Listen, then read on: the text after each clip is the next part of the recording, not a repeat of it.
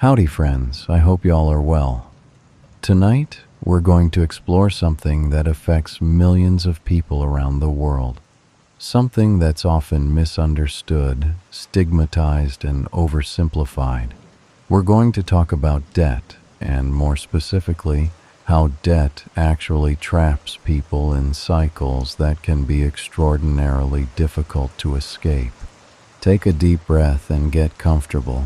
This is a safe space for understanding, for clarity, and for releasing any shame or judgment you might be carrying about financial struggles. Whether you're experiencing debt yourself, know someone who is, or simply want to understand this aspect of modern life, you're in the right place. Let yourself settle in as we explore these ideas together. Debt is one of the most powerful forces shaping people's lives today. It affects where they live, what work they can do, their stress levels, their relationships, their health, even their sense of self-worth. And yet, the mechanisms of how debt actually traps people are often hidden, misunderstood, or deliberately obscured. Tonight, we're going to shine light into those shadows. We'll explore the psychological, mathematical, and systemic ways that debt becomes a trap. We'll understand why it's not simply a matter of personal responsibility or poor choices, though those elements can play a role. We'll see how debt is often a rational response to impossible circumstances, and how the systems we live in are sometimes designed to create and perpetuate debt. So settle in, get comfortable, let your breathing slow down, and let's begin this journey into understanding how debt actually traps people. Now let's start by understanding what debt really is and why it exists in the first place. At its most basic level, debt is simply borrowing from your future self. You need or want something now, but you don't have the money now. So you borrow money, use it to get what you need, and promise to pay it back later, usually with interest. Some may think this isn't inherently bad. In fact, many see some forms of debt as productive and beneficial. A mortgage lets you live in a home while paying for it over time. A student loan might enable education that increases your earning potential. A business loan might fund an enterprise that generates income exceeding the loan cost. To most, the problem isn't debt itself. The problem is when debt becomes extractive rather than productive. When the cost of servicing debt exceeds the benefit gained from it. When debt becomes something that takes from your future rather than investing in it. Interest is the key mechanism here. When you borrow money, you pay back more than you borrowed. That extra amount is interest, the cost of borrowing. Interest rates vary dramatically, from around 3% on a mortgage to 25% or more on credit cards to 400% or higher on payday loans. These interest rates aren't random. They're based on risk, or at least supposedly. The logic is that riskier borrowers, those more likely to default, need to be charged higher interest to compensate lenders for that risk. This creates a cruel paradox. The people who most need affordable credit are charged the most for it. If you're wealthy, with good credit and assets, you can borrow money cheaply. If you're poor, with bad credit and no assets, you pay premium prices for credit. This means debt serves very different functions for different classes of people. For wealthy people, debt is a tool. They use it strategically to leverage investments, buy assets that appreciate, or take advantage of tax benefits. They borrow at low rates and invest at higher rates, making money from the spread. Debt makes them wealthier. For poor and working class people, debt is often survival. They use it to cover basic expenses when income falls short, to pay for medical emergencies, to keep the lights on, to fix the car they need to get to work. This debt doesn't create wealth. It simply prevents immediate catastrophe while creating future financial burdens. This fundamental difference in how debt functions across economic classes is crucial to understanding debt traps. The same financial product, a loan, serves completely different purposes and has completely different outcomes depending on the borrower's economic position. Compound interest is the mathematical engine of debt traps. Albert Einstein reportedly called it the eighth wonder of the world, saying it benefits those who understand it and harms those who don't. Compound interest means you pay interest on interest. Your debt grows exponentially, not linearly. Here's a simple example. If you borrow $1,000 at 20% annual interest and make no payments, after 1 year, you owe $1,200. After 2 years, you owe $1,440. After 3 years, $1,728. The debt is growing faster each year because you're paying interest on the accumulated interest. This compounding is why credit card debt can feel impossible to escape. You might make minimum payments that barely cover the interest, let alone reduce the principal. Your balance stays roughly the same or even grows month after month, despite making payments. You're running on a treadmill, expending energy but not moving forward. Now let's talk about how people first fall into debt, because understanding the entry points is crucial to understanding the trap. Medical debt is one of the most common entry points into financial trouble, particularly in the United States. You or a family member gets sick or injured. You need treatment. The bills arrive, often shockingly high. Even with insurance, deductibles and co-pays can be thousands or tens of thousands of dollars. You don't choose to get sick. You don't choose to need medical care. But suddenly, you're facing debt you never planned for and can't afford. This debt is immediate, often large, and completely disconnected from any irresponsible behavior. You made no poor choices. Life simply happened. Medical debt is particularly pernicious because it's often tied to life or death situations. You can't negotiate when your child needs emergency surgery. You can't shop around when you're unconscious in an ambulance. The power imbalance is total, and the resulting debt reflects that. Job loss is another major entry point.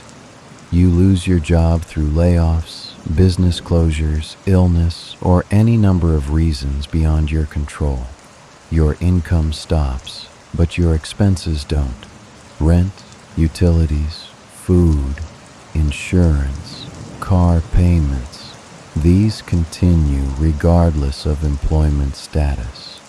Unemployment benefits, if you qualify, replace only a fraction of your income. Savings, if you have any, deplete quickly, and so you begin borrowing. Credit cards for groceries, personal loans for rent, maybe borrowing from family or friends. The debt accumulates while you search for work. Even when you find new employment, you're now starting with a debt burden you didn't have before.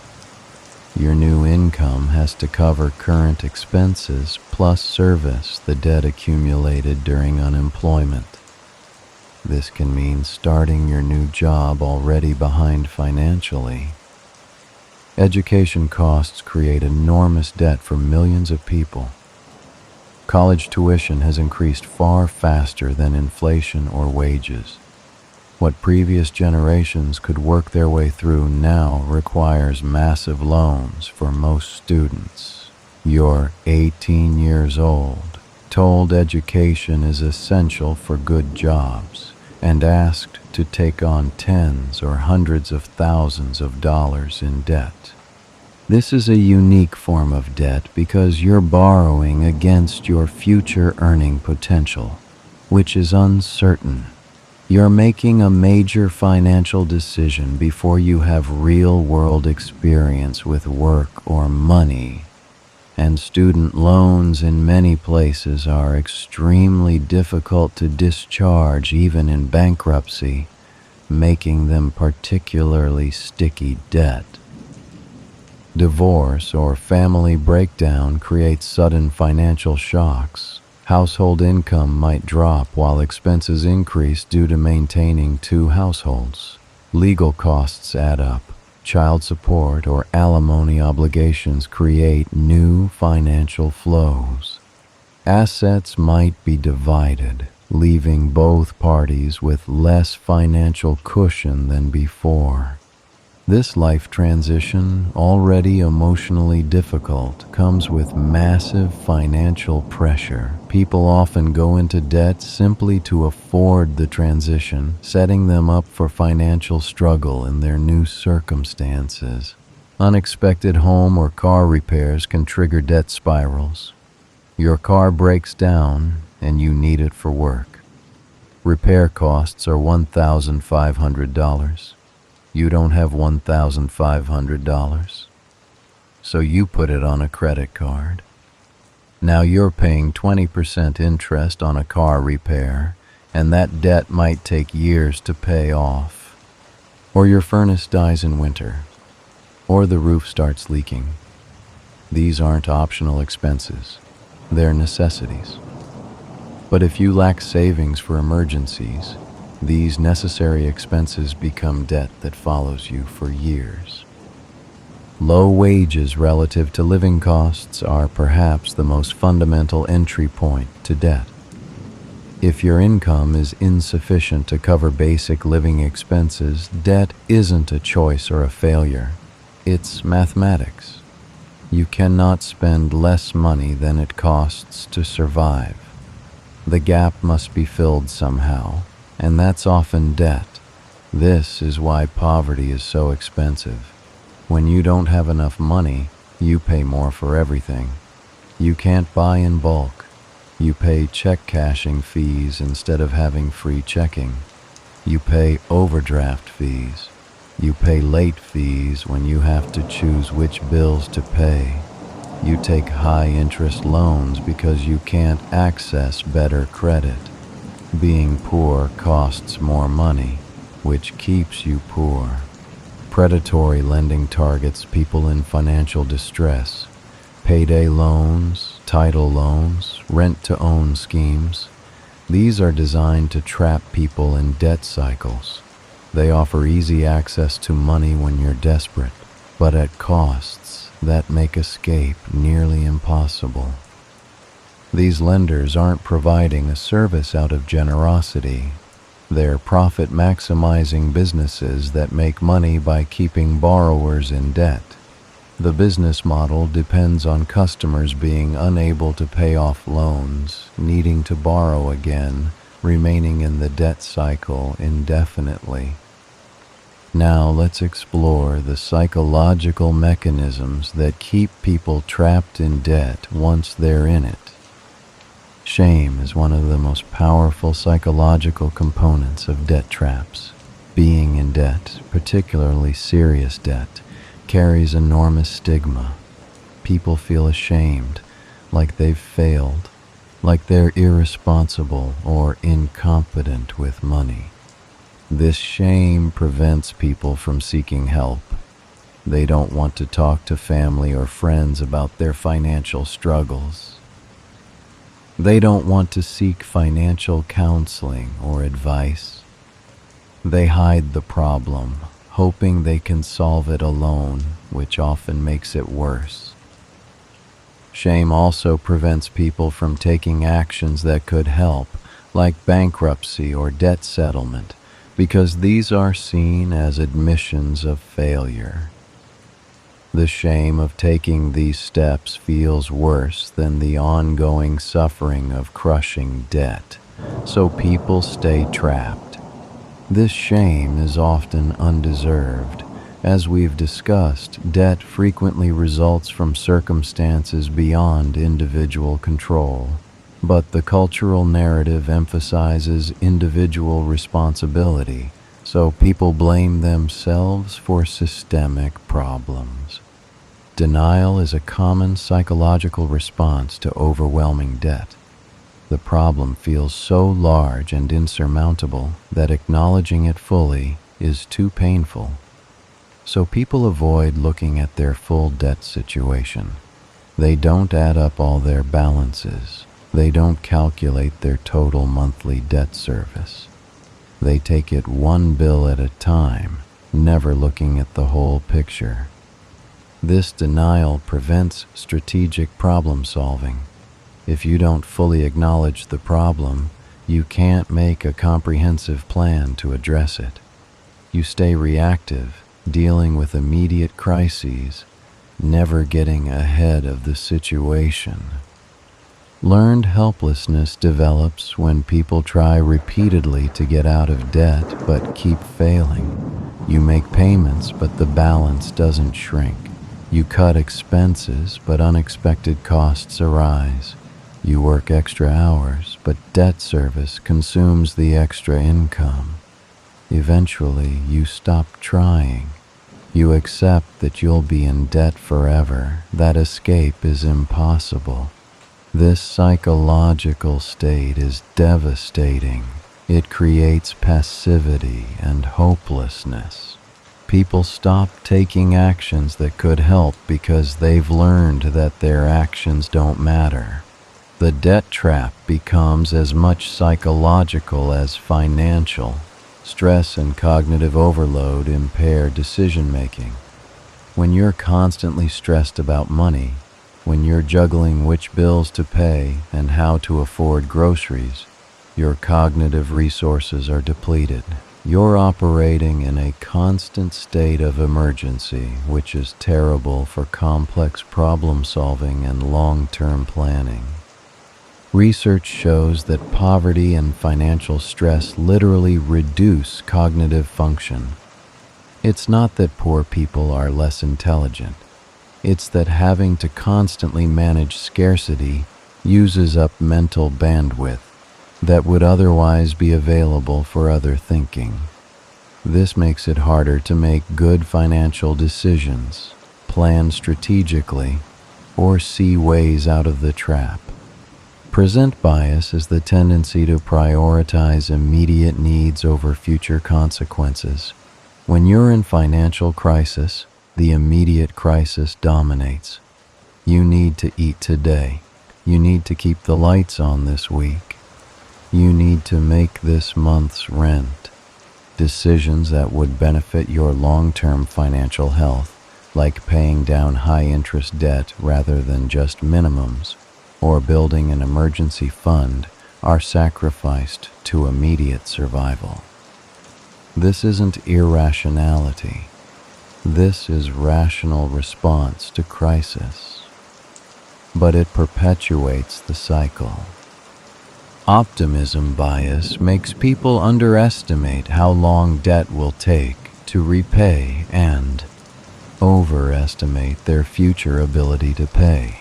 You take on debt thinking, I'll pay this off quickly, or I'll make more money soon and this won't be a problem. But the quick payoff doesn't happen. The income increase doesn't materialize.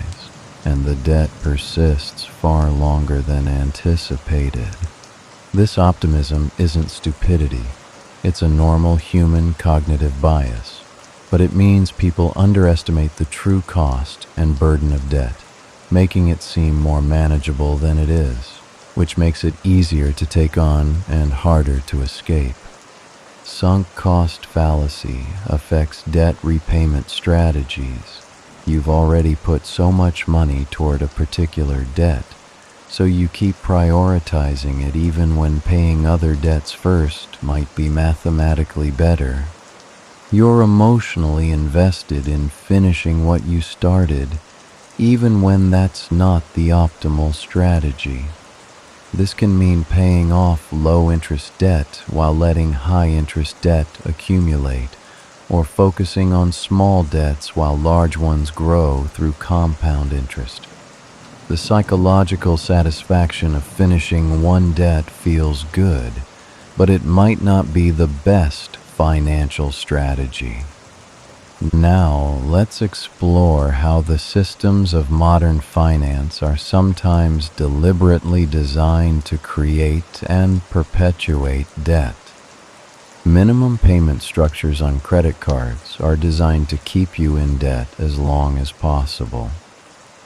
The minimum is usually calculated to mostly cover interest with very little principal reduction. If you only make minimum payments, it can take 30 years or more to pay off a credit card, and you'll pay several times the original balance in interest. This isn't accidental. Credit card companies make money from interest. They profit most from customers who carry balances long term. They want you to make minimum payments indefinitely, maximizing their interest income. The psychology of minimum payments is powerful too. You see a minimum of, say, $35 on a statement with a balance of $2,000, and $35 seems manageable. You don't think about the fact that $28 of that is interest and only $7 is principal. You don't calculate that at this rate, you'll be paying this debt for decades. Teaser rates and rate increases are another trap mechanism. Credit cards offer low introductory rates to attract customers, 0% for 12 months. But after the teaser period, rates jump to 20% or more. If you've carried a balance expecting to pay it off during the low-rate period but don't manage to, you're suddenly paying much more in interest than planned. Balance, transfer fees, and fine print create additional obstacles. You might transfer a balance to a 0% card thinking you'll pay it off interest-free, but there's a 3 or 4% transfer fee, immediately adding to your debt. And if you miss a single payment or violate any terms, the promotional rate disappears and you're back to high interest. Universal default provisions, where allowed, mean that problems with one creditor can trigger rate increases with all your creditors. Miss a payment on one card, and suddenly all your cards increase their rates. This can cause a rapid spiral where a single mistake creates a cascade of increased debt service costs across all your accounts. Late fees and penalty rates are punitive in ways that worsen financial distress. You're late with a payment because you don't have enough money. The penalty is a fee, which means you now have even less money. This doesn't help you pay, it makes it harder to pay, but it's profitable for the creditor. Overdraft fees on bank accounts work similarly. You overdraw your account, often by small amounts, and get hit with a $35 fee. This can trigger multiple fees if several small transactions process while your account is overdrawn. People can end up paying hundreds in fees for being a few dollars short. These fees are most painful for people with the least money. Someone living paycheck to paycheck, cutting it close every month, is most likely to occasionally overdraw. The fees make their tight situation worse, increasing the likelihood of future overdrafts, creating a cycle. Mandatory arbitration clauses and fine print take away consumer rights. When you agree to credit card terms, you're often waiving your right to sue, agreeing to arbitration where you're unlikely to win, and accepting whatever terms the company decides to impose, including the right to change terms at will. This power imbalance means consumers have little recourse when they're treated unfairly. The legal system that might protect you has been contractually closed off, leaving you dependent on the creditor's goodwill or regulatory enforcement, both of which are often insufficient. Payday loan structures are perhaps the most obviously predatory. You borrow a few $100s and promise to repay it with your next paycheck, along with fees that amount to 400% annual interest or more. When your paycheck comes, you often can't afford to pay back the loan plus the fee without being short for your expenses, so you roll over the loan, paying another fee, trapping you in a cycle. Studies show that the average payday loan borrower takes out multiple loans per year, often being in debt to payday lenders for months at a time. This isn't people being irresponsible. This is a product designed to trap people in debt cycles, and it works exactly as designed. Title loans work similarly. You borrow against your car's value, and if you can't repay, you lose your car. But losing your car might mean losing your job, which makes repayment even more impossible. The debt trap becomes intertwined with your ability to earn income at all. Rent-to-own schemes for furniture and electronics charge multiples of retail price over the payment period. You're paying $1,500 for a TV you could buy outright for $400. But when you can't afford $400 today, paying small amounts weekly seems like your only option. The total cost is hidden in the structure of weekly payments that seem manageable individually. Credit reporting systems create catch-22s. You need credit history to get good credit, but to build credit history, you need credit. If you're starting from scratch or rebuilding after problems, you're forced into high-cost credit products to establish history, paying premium prices for the privilege of proving you can use credit responsibly. The credit scoring systems are also opaque and sometimes arbitrary. Factors that decrease your score aren't always intuitive. Closing old accounts can hurt your score. Having no credit can be worse than having bad credit. The complexity benefits the credit industry more than consumers. Now let's talk about how debt affects different aspects of people's lives, creating traps that go beyond just the financial. Housing insecurity is both a cause and effect of debt. Debt makes it harder to afford housing, and housing instability makes it harder to manage debt. If you're evicted or can't afford rent, you might end up in more expensive week-to-week housing, in shelters, or with family and friends, none of which are stable bases for financial recovery. Your address matters for credit and employment. Instability raises red flags. You might not qualify for credit or jobs because you lack a stable address. But you can't get a stable address without income or credit. The trap loops back on itself. Security deposits and first and last month rent requirements make it nearly impossible to move, even when moving would improve your situation. If you're barely covering current rent, finding thousands of dollars for a new place is impossible. You're trapped in expensive or unsuitable housing because you can't afford the upfront costs of moving. Employment limitations result from debt in multiple ways. Some employers check credit as part of hiring, particularly for positions involving money. Bad credit can cost you job opportunities, even though your financial struggles might be completely unrelated to job performance. Debt also limits job mobility. You can't afford to take time off to search for better jobs. You can't afford to relocate for opportunities.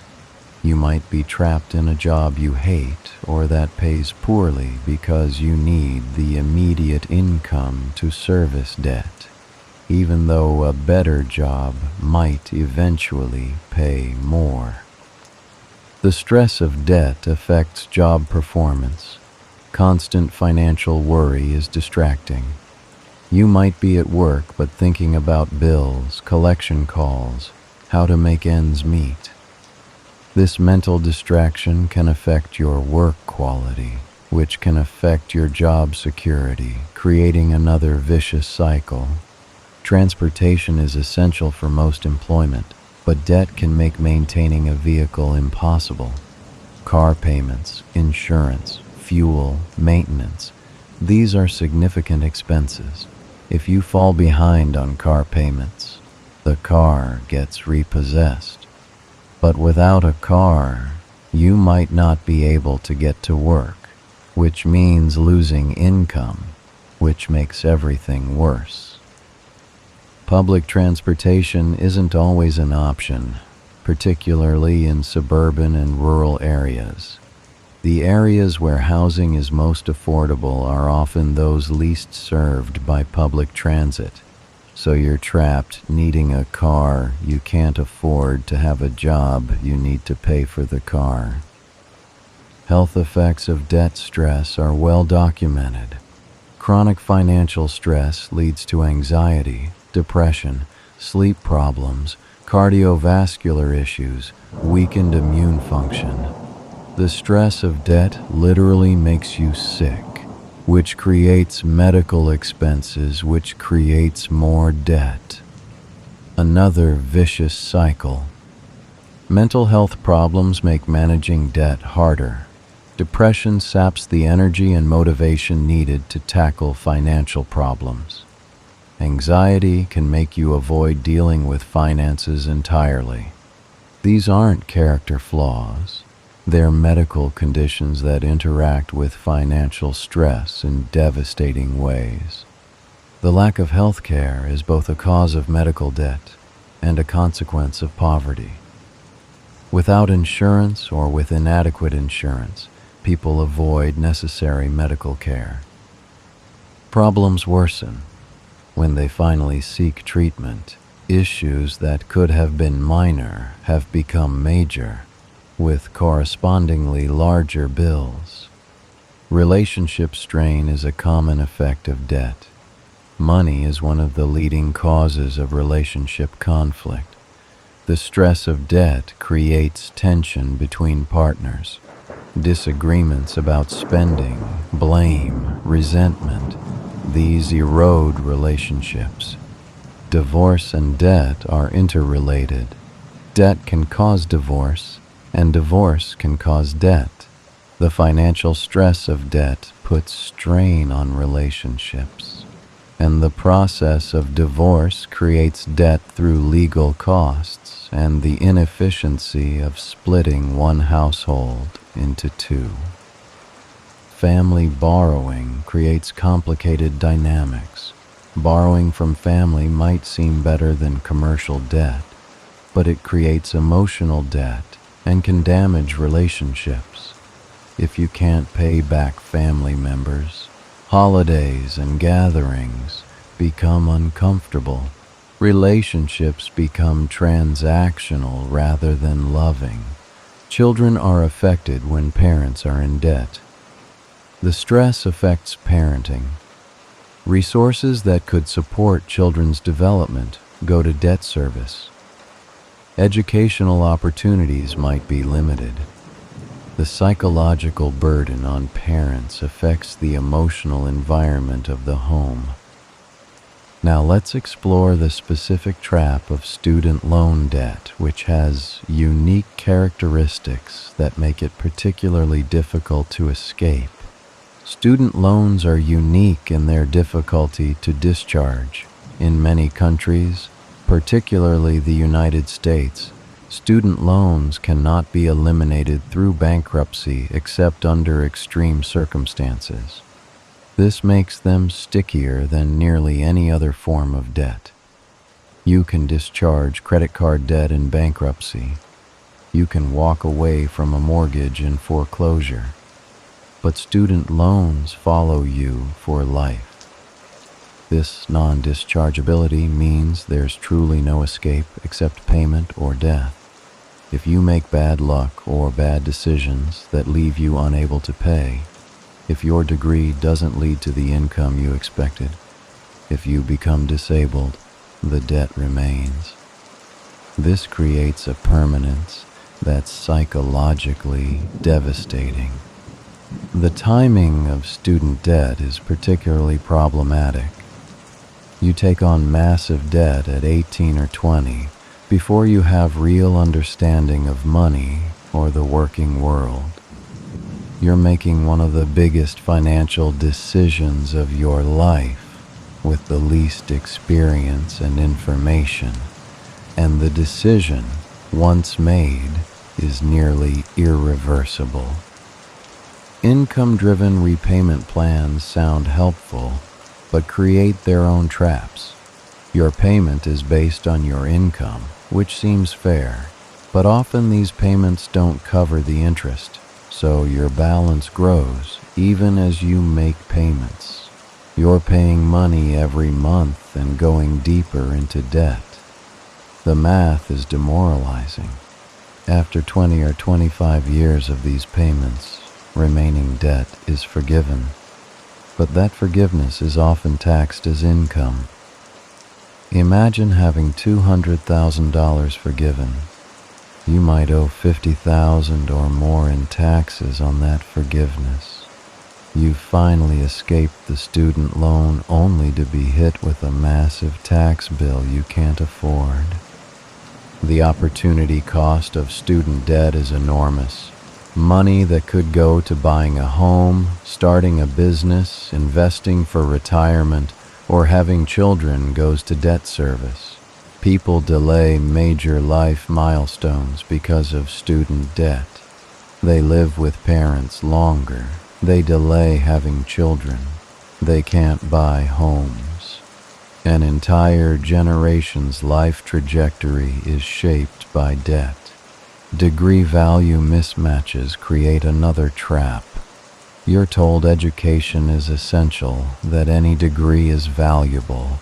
But the reality is that some degrees lead to high-paying careers that make debt manageable, while others don't.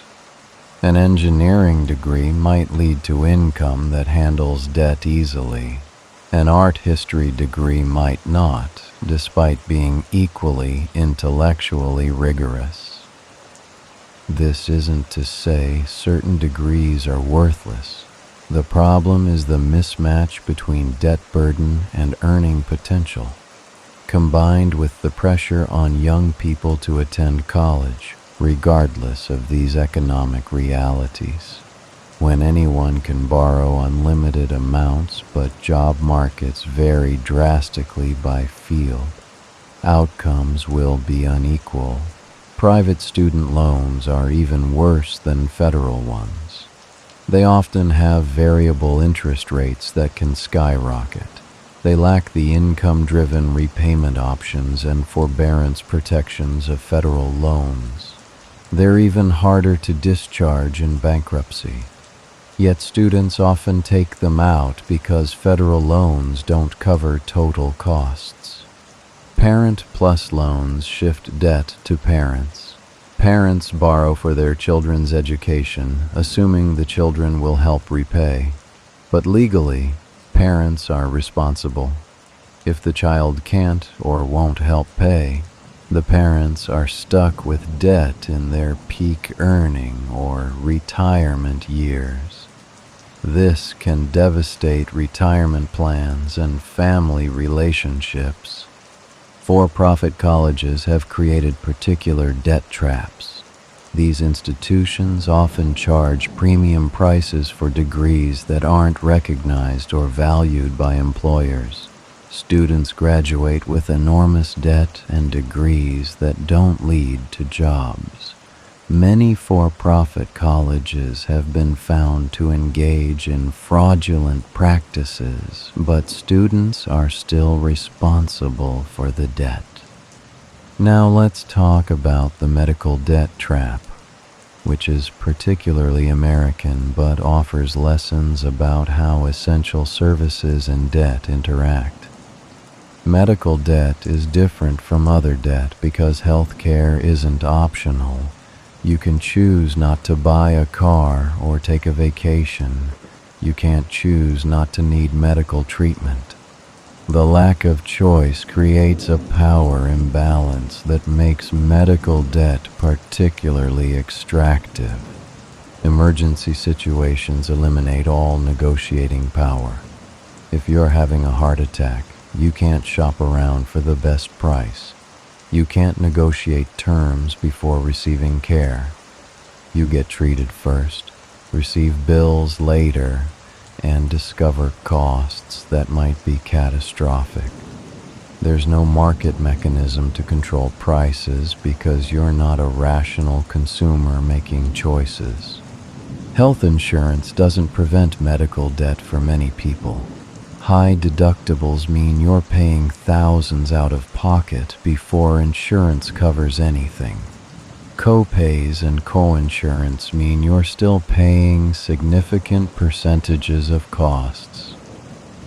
Out-of-network surprise bills can leave you responsible for full costs. Insurance is supposed to protect you, but often doesn't. The opacity of healthcare pricing makes planning impossible. You often can't know what something will cost before receiving care. Prices vary wildly between providers with no clear correlation to quality. Bills arrive months later, with charges you don't understand for services you didn't know you received. This opacity means you can't be a smart consumer. You can't comparison shop or budget effectively. You just receive care, receive bills, and figure out how to pay afterward. This isn't a functional market. It's a system where providers set prices and patients have no choice but to pay or face collections. Medical debt affects treatment decisions. People delay care because they're afraid of costs. They skip preventive care. They don't fill prescriptions. They leave conditions untreated until they become emergencies, which are both more expensive and more dangerous. The fear of debt literally kills people by preventing them from seeking necessary care. Collections agencies are particularly aggressive with medical debt. They might sue you, garnish your wages, put liens on your property. The aggressive collection of medical debt for services that were medically necessary and often life-saving feels particularly cruel. You're being financially destroyed for the crime of getting sick.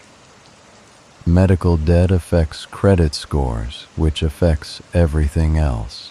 Unpaid medical bills go to collections and damage your credit. This makes it harder to get housing, employment, credit for other purposes. A medical emergency can trigger a financial spiral that affects every aspect of your life for years. Chronic conditions create ongoing medical debt. If you have diabetes or heart disease, or any condition requiring regular treatment, you face ongoing costs that never end.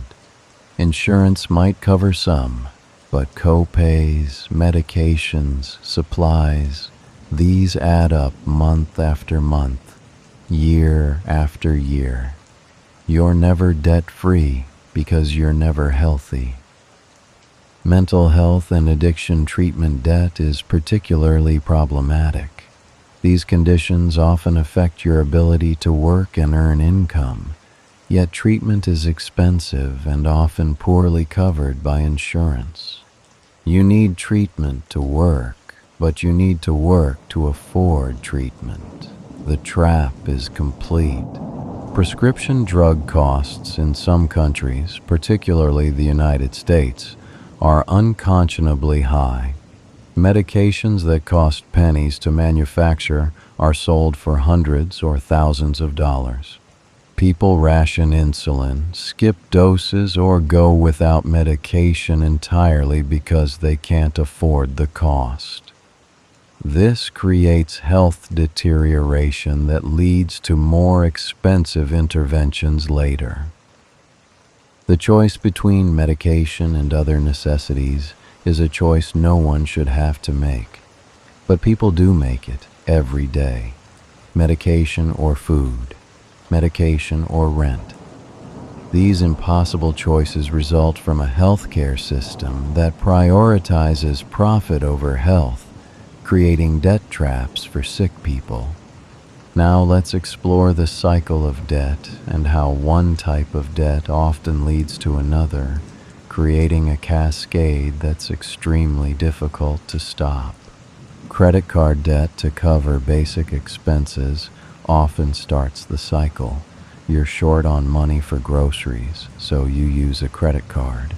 Then you're short on money to pay the credit card bill because you needed that money for other expenses. So you pay the minimum and interest accumulates.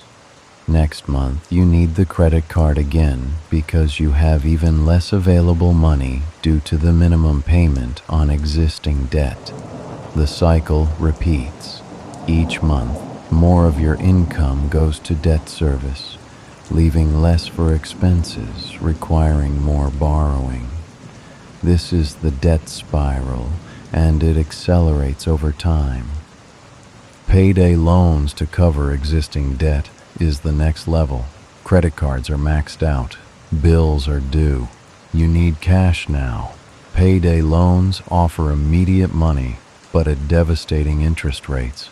You take the loan, pay the immediate bills, but now you have a payday loan due with your next paycheck. When your paycheck comes, you can't pay back the payday loan and cover expenses, so you roll it over, paying another fee. Or you pay it back, but immediately need to take another one because you're short for the month. The payday loan cycle is even harder to break than credit card cycles because of the short time frames and extreme interest rates. Title loans and pawn shops are the next step in desperation. You've maxed out credit cards. You can't get more payday loans. You need cash, so you borrow against your car or pawn possessions. These are secured loans, meaning you can lose your collateral, and the loss of that collateral can make your situation even more desperate. Losing your car might mean losing your job. Losing pawned items might mean losing family heirlooms or tools you need for work. These debts don't just extract money, they extract the means of economic survival. Borrowing from retirement accounts seems responsible compared to other options. At least it's your own money, but it has devastating long-term effects. You're losing compound growth on those funds. You might face penalties and taxes.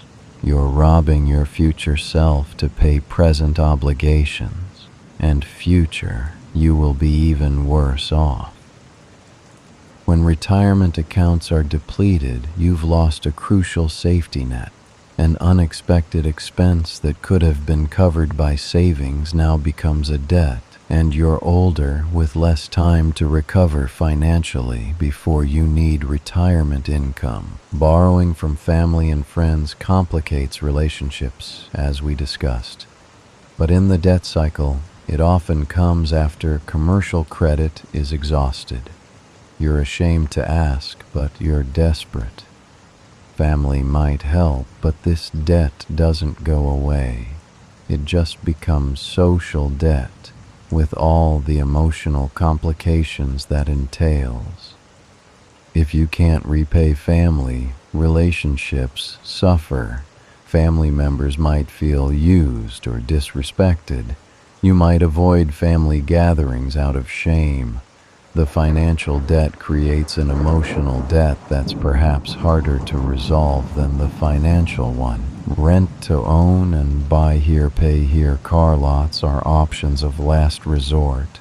Your credit is shot. You can't qualify for normal financing. These predatory businesses offer credit to anyone, but at astronomical costs. You pay 2 or 3 times the item's value. And if you miss payments, you lose the item and all money paid, starting over with nothing. These businesses depend on their customers' desperation and lack of options. They're not providing a service. They're extracting maximum value from people with no alternatives. But when you need a couch or a car and have no other way to get one, you accept the terms. Legal problems can result from debt. Unpaid debts lead to lawsuits, judgments, wage garnishments. Some people even face arrest for unpaid court fees or child support, though debtors' prisons are supposedly illegal. The legal system becomes another front in the debt trap, with lawyers you can't afford and consequences that make financial recovery even harder. Criminal justice involvement can result from poverty and debt. Fines and fees for minor offenses become debt. Failure to pay leads to more penalties, license suspensions, arrest warrants. People who might have paid a $200 fine initially face thousands in accumulated fees and potential jail time for being unable to pay. Once you have a criminal record from debt-related legal issues, employment becomes even harder. Background checks exclude you from jobs. Professional licenses might be denied or revoked. The debt trap expands to include criminal justice involvement, making escape even more difficult. Now let's talk about the generational nature of debt traps and how debt affects not just individuals but families across time. Children growing up in debt-stressed households learn dysfunctional financial patterns. They see parents constantly stressed about money. They might see predatory borrowing normalized. They might not learn healthy financial skills because their parents are in crisis mode, not teaching mode. This isn't the parents' fault. They're doing their best in terrible circumstances. But the effect is that financial dysfunction transmits across generations. Children raised in debt-stressed homes are more likely to experience debt problems as adults, not because of genetics, but because of learned behaviors and limited resources. Educational disadvantages result from parent debt. Parents in serious debt can't afford enrichment activities, tutoring, educational trips. They can't help with college costs. Their own student loans might prevent them from co-signing for their children's loans. The financial limitations create educational limitations that affect earning potential. Children might need to work to help family finances, limiting their educational achievement, or they might need to choose cheaper, less optimal educational paths, or they might skip higher education entirely, because the family can't afford it and they've seen the devastating effects of debt. Inheritance absence means each generation starts from zero. In families not trapped in debt, wealth accumulates across generations. Parents buy homes that appreciate. They save and invest. They help with children's down payments or education. This accumulated wealth provides cushions against financial shocks. In debt-trapped families, there's no inheritance. Parents might even die with negative net worth, leaving debt their estates must resolve rather than assets their children inherit. Each generation starts with nothing, or worse than nothing, and has to build from scratch without the generational leg up that more fortunate families provide. The psychological inheritance of debt trauma affects children's relationship with money. Constant scarcity creates anxiety around finances that persists even if circumstances improve. Or it creates the opposite. Overspending when money is available because scarcity makes you want to enjoy abundance while it lasts. Neither pattern is healthy, but both are understandable responses to growing up in financial instability. Breaking these patterns requires not just financial education, but often therapy to address the emotional components of money trauma. Social capital limitations affect debt-trapped families. Networks matter for opportunities. If your family and community are all struggling financially, you lack connections to people with resources, information about opportunities, or ability to help when you need it. Wealthier families have social capital that provides advantages. Someone knows about a job opening. Someone can make an introduction. Someone can loan money informally in emergencies. Debt-trapped families lack these networks, making it harder to access opportunities that could break the cycle. Geographic limitations result from debt too. High opportunity areas are expensive. If you're debt-trapped, you can't afford to move to where jobs are better. You're stuck in low opportunity areas, which perpetuates the cycle. Your children grow up in those same low opportunity areas, limiting their prospects as well. This geographic sorting means that opportunity and advantage concentrate in expensive areas, while struggle and disadvantage concentrate in cheap areas. The cycle becomes not just family level, but community level, with entire regions trapped in cycles of poverty and debt. Now let's explore how systemic factors, particularly wage stagnation and rising costs, create environments where debt traps are nearly inevitable for large portions of the population. Wage stagnation means that for several decades, wages for average workers haven't kept pace with productivity or economic growth. Workers are producing more value, but they're not being paid proportionally more. The additional value is going primarily to capital owners and executives, not workers. This matters because if wages don't keep pace with costs of living, debt becomes necessary just to maintain standard of living. You're not living beyond your means in some irresponsible way.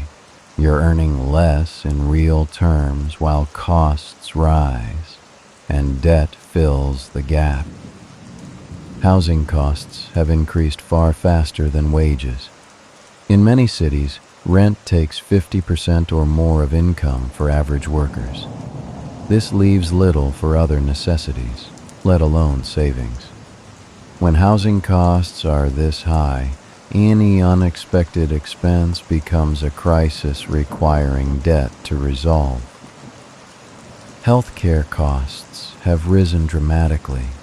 Insurance premiums, deductibles, out-of-pocket expenses. These have increased much faster than wages.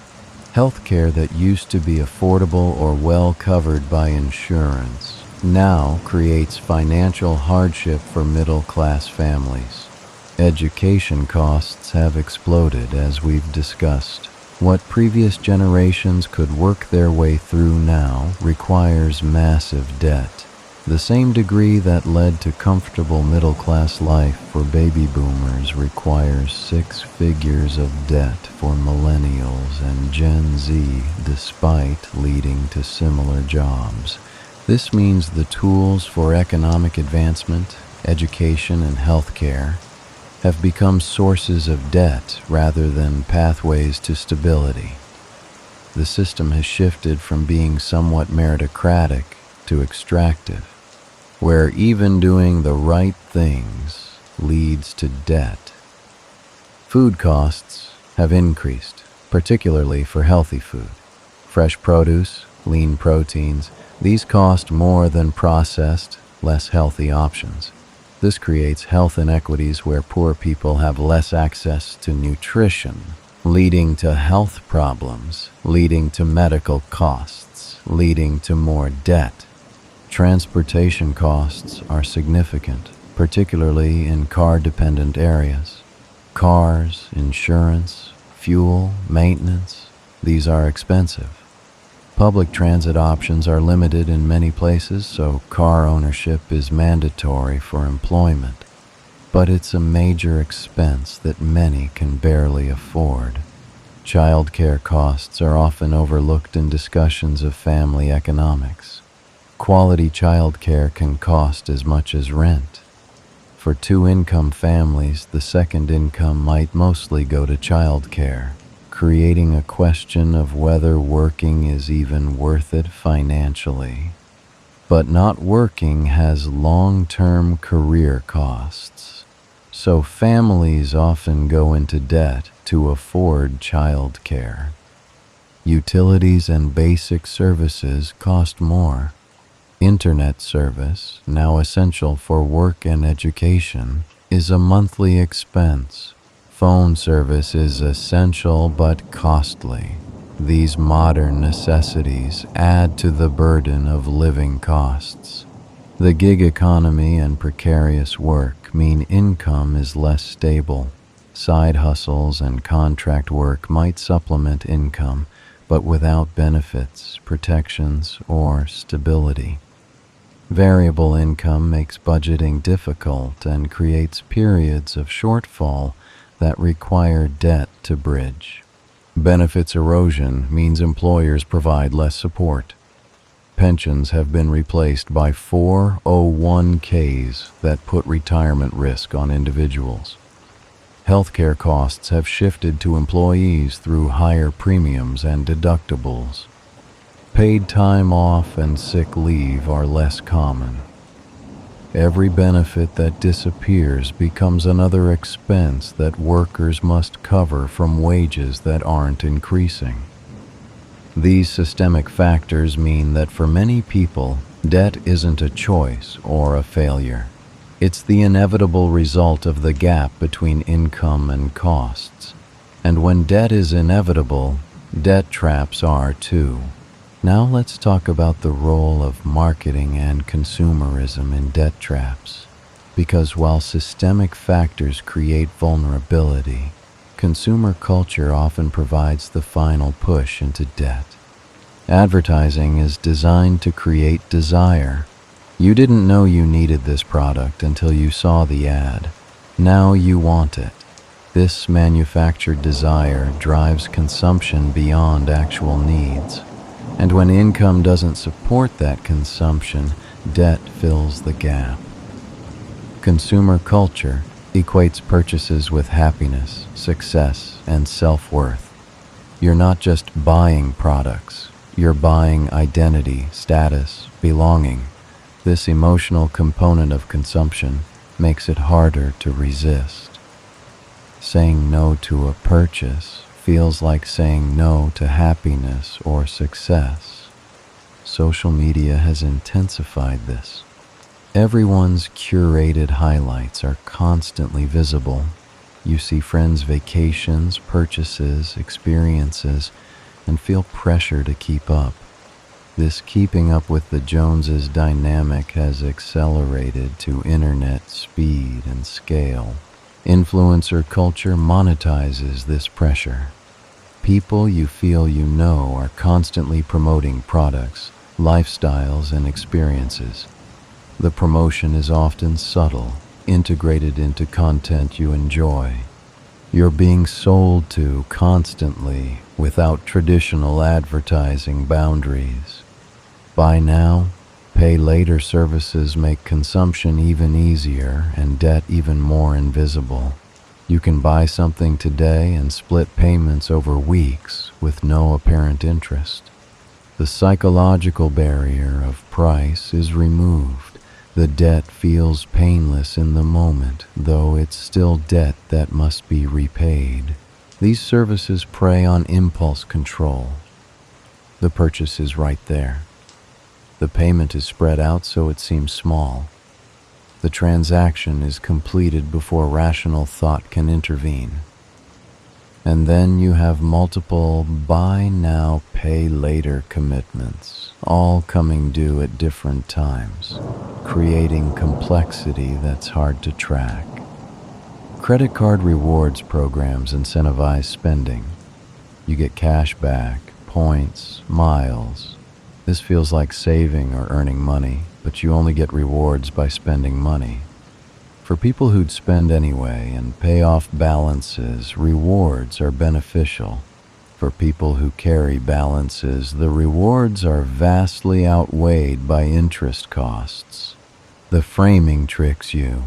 You're not thinking about the 18% interest you're paying. You're thinking about the 2% cash back you're earning.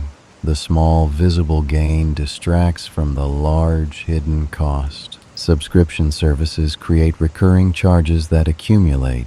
Each individual subscription seems small. Streaming services, software, apps, memberships, these might only be $10 or $15 each per month. But 10 subscriptions are over $100 monthly, over $1,000 yearly. These subscriptions are also designed to be easy to start and difficult to cancel.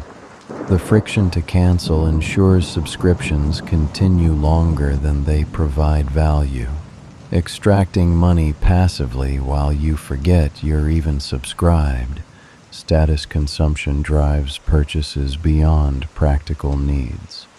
Designer brands, luxury goods, expensive experiences. These signal status and success. When self-worth is tied to consumption, debt becomes a tool for maintaining desired identity and social position. This is particularly true for people in precarious economic positions who use consumption to signal stability they don't actually have. Appearing successful might be important for employment, relationships, or self-esteem, even when the appearance is built on debt. Lifestyle inflation means that as income increases, spending increases to match or exceed it. You get a raise and immediately increase your standard of living. The raise gets absorbed by new expenses, leaving you no better off financially. This prevents wealth accumulation and leaves you vulnerable when income drops. Breaking this pattern requires conscious effort to keep spending below income as income grows. But consumer culture constantly pushes you to spend everything you make, to always want more, to never feel satisfied with what you have. Now, let's explore the legal and political dimensions of debt traps, how laws and policies often reinforce rather than remedy debt-trapping mechanisms. Bankruptcy laws have been made stricter over time, particularly for consumer bankruptcy. The 2005 bankruptcy reform in the United States made it harder to discharge debts, created means testing that prevents some people from Chapter 7 bankruptcy, and added complexity and cost to the process. These changes were lobbied for by financial industry interests. They were framed as preventing abuse, but the effect is that people who genuinely need the fresh start of bankruptcy have a harder time getting it. The safety valve for debt disasters has been made less accessible. Interest rate caps, where they exist, often have loopholes. Some states cap payday loan interest rates, but lenders get around this by structuring products as something other than loans, or they operate from states with no caps and lend across state lines. The spirit of protection is evaded through technicalities. Where there are no interest rate caps at all, predatory lending is entirely legal. 400% annual interest on payday loans is not illegal in many places. It's just business. The law allows practices that create debt traps because financial industry lobbying has prevented effective regulation. Wage garnishment laws allow creditors to take portions of debtors' paychecks directly. This might sound reasonable. You owe money, you should pay. But garnishment can leave people unable to afford basic living expenses. You're legally required to pay debts, even if it means you can't pay for food or housing.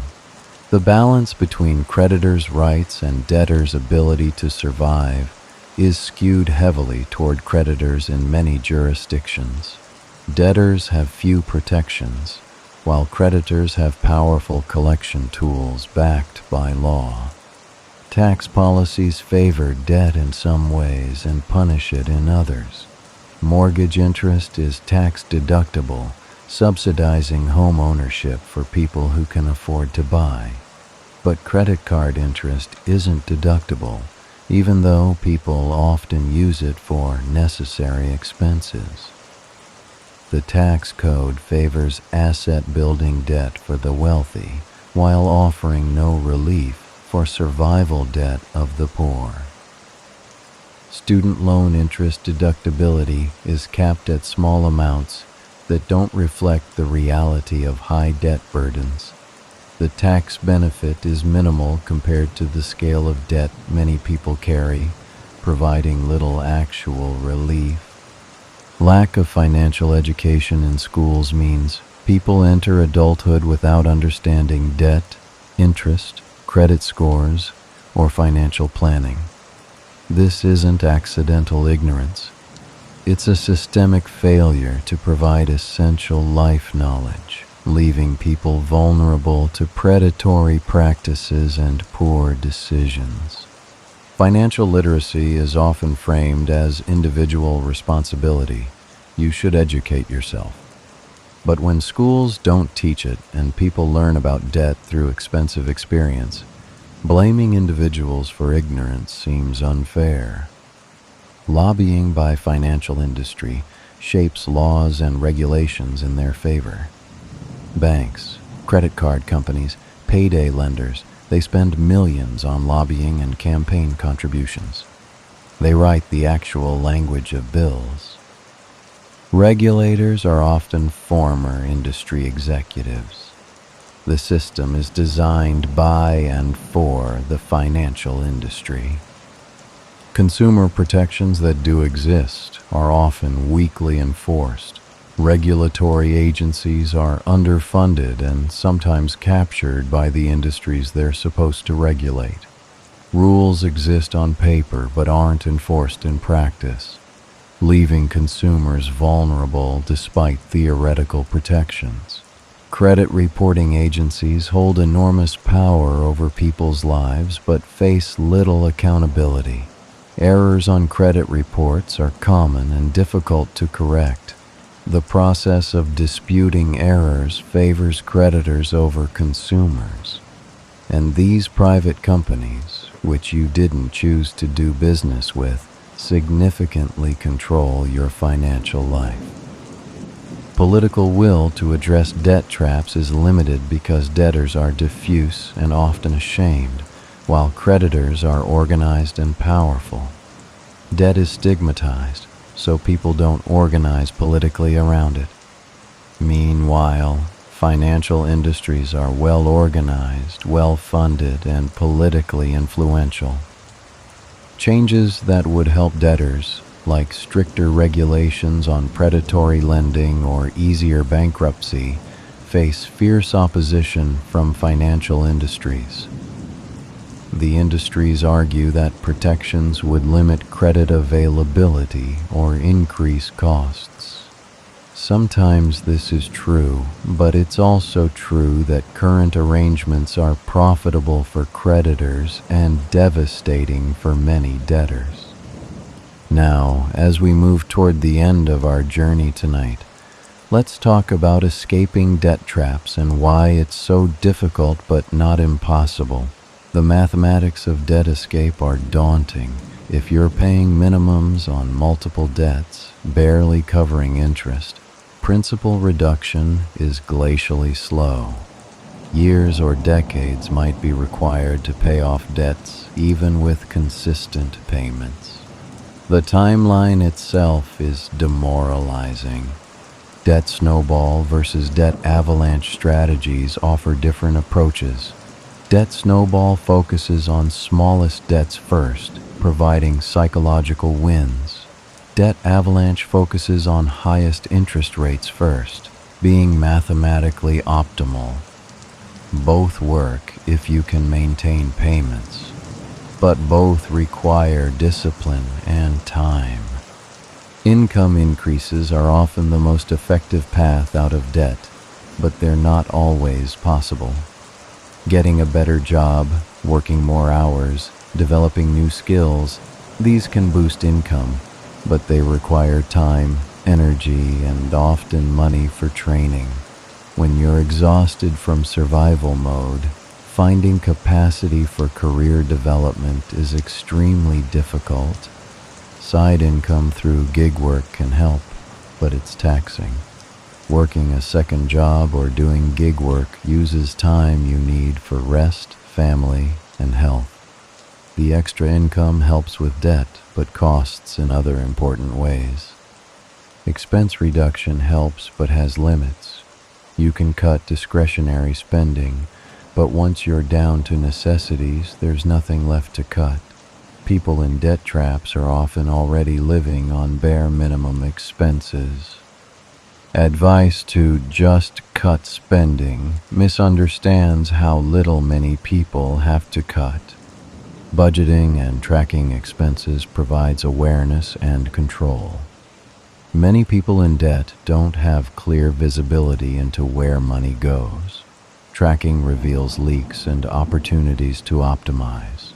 But budgeting doesn't create money that doesn't exist. It's a tool for optimization, not a solution to insufficient income. Negotiating with creditors is possible but difficult. Some creditors will lower interest rates, waive fees, or accept settlement for less than owed. But this requires negotiation skills most people don't have, and creditors aren't obligated to help. They have the power in the relationship. Debt settlement companies promise to negotiate for you, but often charge high fees and may not deliver results. They can also damage your credit further by advising you to stop paying while they negotiate. The cure can be as bad as the disease. Debt consolidation loans combine multiple debts into one payment, hopefully at lower interest. This can simplify payment and reduce interest costs. But it requires qualifying for the consolidation loan, which people with damaged credit often can't do. And it doesn't reduce the total debt owed, just restructures it. Balance transfers to 0% credit cards can provide temporary relief from interest, but require good enough credit to qualify and discipline to pay off during the promotional period. Without that discipline, you can end up with the same debt spread across more accounts. Bankruptcy is the legal tool for debt relief, but it's complex, costly to file, and comes with significant consequences. Your credit is damaged for years. Some debts, particularly student loans, aren't dischargeable, and the stigma of bankruptcy can affect employment and housing. But bankruptcy exists because society recognizes that sometimes people need a fresh start. It's not a moral failing to use this legal tool.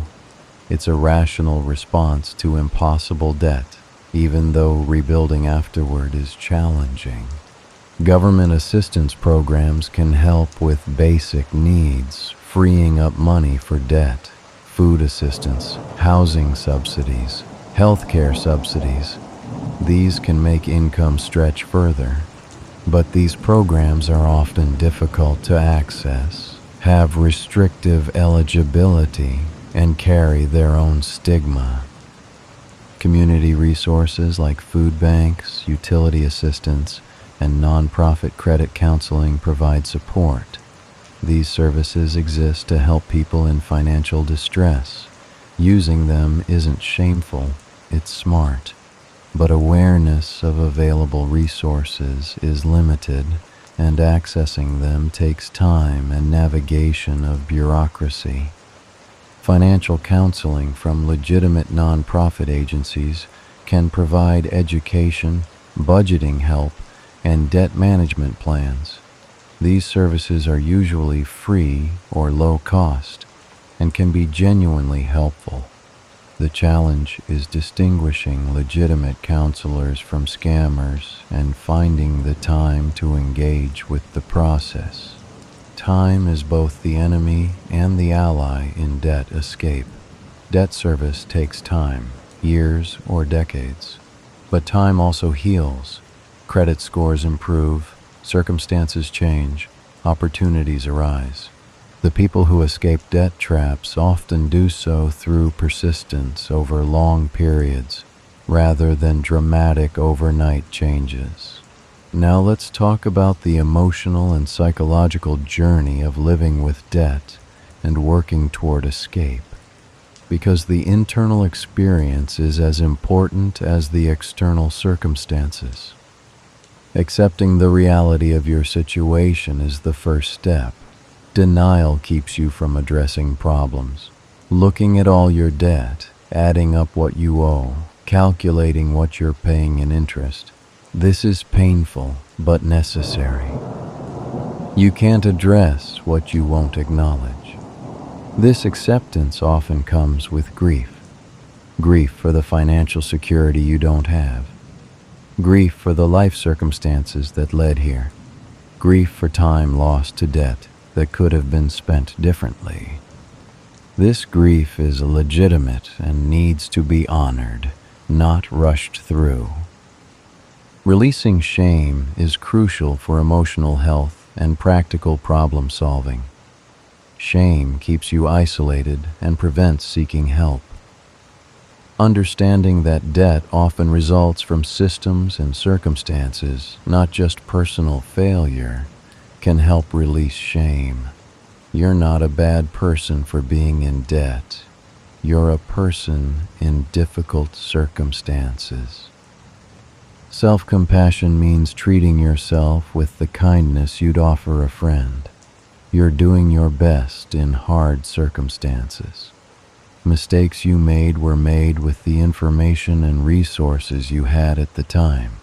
Being harsh with yourself doesn't help. It just adds emotional pain to financial pain. Finding community with others in similar situations reduces isolation. Debt support groups, online communities, people who understand what you're going through. These connections remind you that you're not alone. Shared struggle creates solidarity and mutual support. These communities can also share practical strategies, resources, and encouragement. People who've successfully navigated debt escape can offer hope and concrete advice. Seeing others succeed makes your own success feel more possible. Celebrating small wins maintains motivation. Paying off one debt, reducing a balance by a certain amount, going a month without new debt, these milestones matter. Progress is progress, even when it's slow. Acknowledging and celebrating keeps you moving forward. Without these celebrations, the journey feels endless and hopeless. Recognizing incremental progress creates positive feedback loops that maintain momentum through years of effort. Maintaining hope is perhaps the hardest and most important emotional task. Debt escape is possible. People do it. You can do it. But it takes time, and during that time, maintaining hope that the effort will pay off requires active work. Hope comes from seeing progress, from community support, from examples of others who've succeeded, from imagining a future without this burden. Cultivating hope is not naive optimism. It's a necessary psychological tool for long-term persistence. Forgiving yourself for past financial mistakes is part of healing. Whatever decisions led to debt, they were made in specific contexts with specific constraints. You can learn from them without defining yourself by them. You're more than your financial past. This forgiveness isn't about denying responsibility where it exists.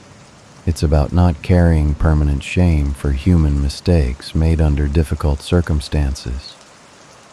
Forgiveness allows you to move forward rather than being stuck in past regret. Planning for the future beyond debt provides motivation. What will you do when debt is gone? How will you use freed up income? What opportunities will open? Having a vision of life after debt helps maintain focus through the difficult present. This vision needs to be realistic but inspiring. Debt freedom doesn't mean all problems disappear, but it does mean more choice, less stress, more opportunity. That future is worth working toward. Now, as we move toward our closing thoughts, let's consider the broader social implications of widespread debt traps and what might be done differently. Debt traps are not inevitable. They're the result of policy choices, economic structures, and business practices. Other arrangements are possible. Some countries have more consumer protections, stronger social safety nets, and less predatory lending. These differences show that current systems aren't fixed or natural. Stronger regulation of lending practices would prevent some traps. Interest rate caps, required clear disclosures, restrictions on predatory products. These exist in some jurisdictions and could exist more widely. The political will to implement them is what's lacking. Financial education starting young could prevent some debt problems. If people understood interest, credit, and financial planning before needing to make major financial decisions, outcomes might improve.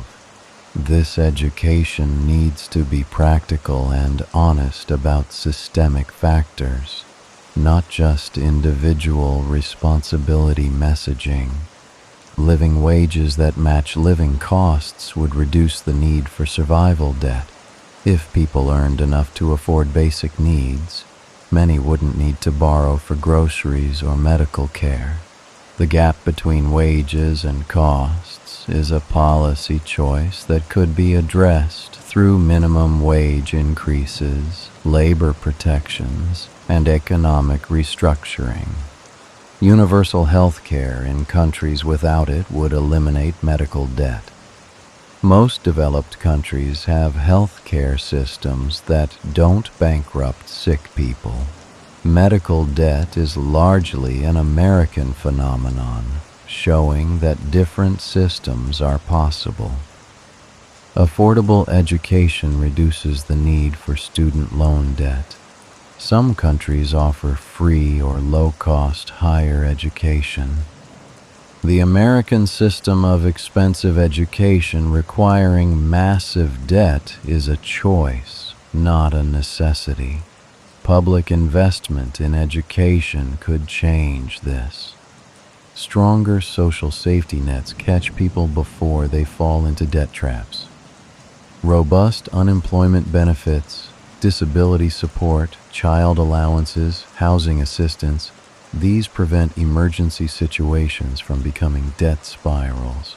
Social investment pays for itself through reduced long-term costs of poverty and debt. Bankruptcy reforms that make fresh starts more accessible would help people trapped in impossible debt. The current system makes bankruptcy difficult and stigmatized.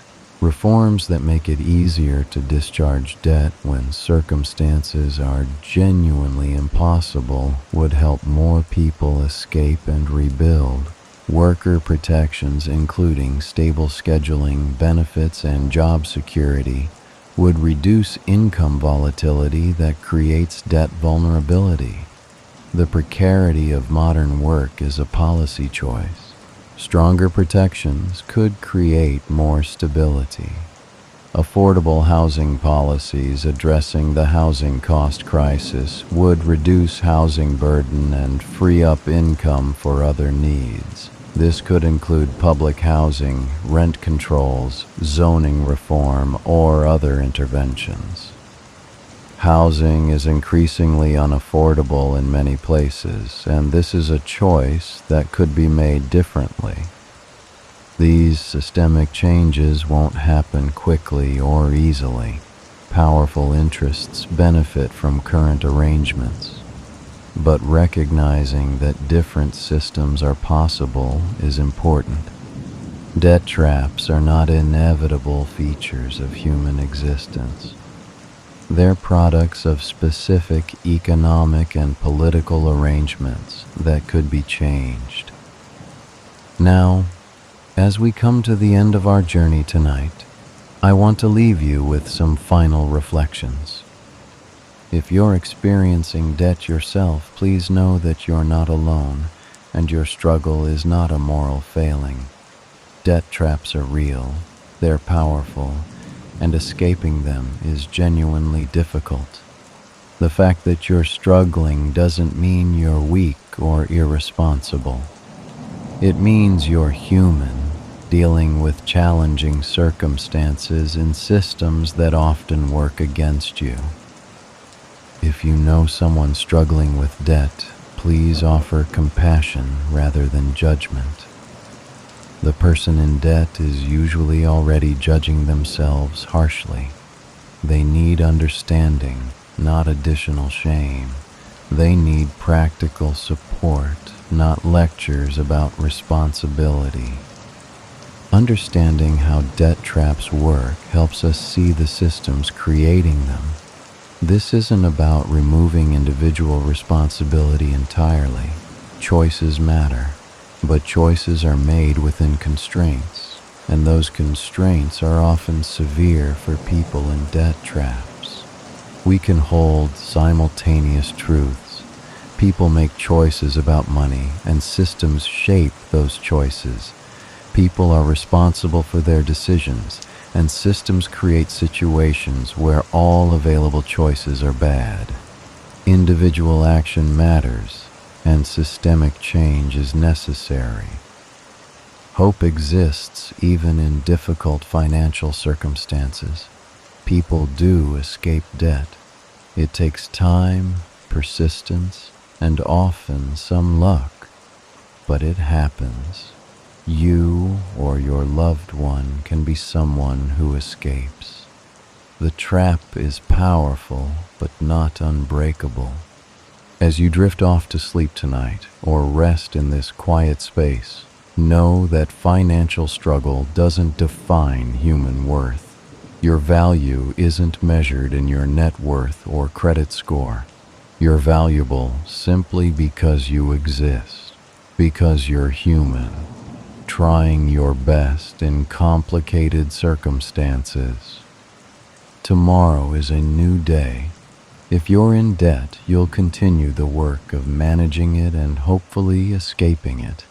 If you're not, you'll carry forward new understanding and compassion. Either way, you now see these invisible systems more clearly. Sleep well tonight, releasing any shame, anxiety, or judgment about financial struggles. Whether they're yours or others, these struggles are real, valid, and worthy of compassion. You're doing your best. That's enough. Let these insights about debt settle gently in your mind, becoming understanding you can draw on when needed. You're more aware now, more compassionate, better equipped to navigate or help others navigate the complex world of debt and finance. Rest now. Let your breathing slow. Let the crackle of the fire soothe you. Let go of financial worry just for tonight. There will be time tomorrow for action, for planning, for persistence. Tonight is for rest, for peace, for simple existence without the weight of debt or obligation. You're safe. You're worthy. You're going to be okay. Good night.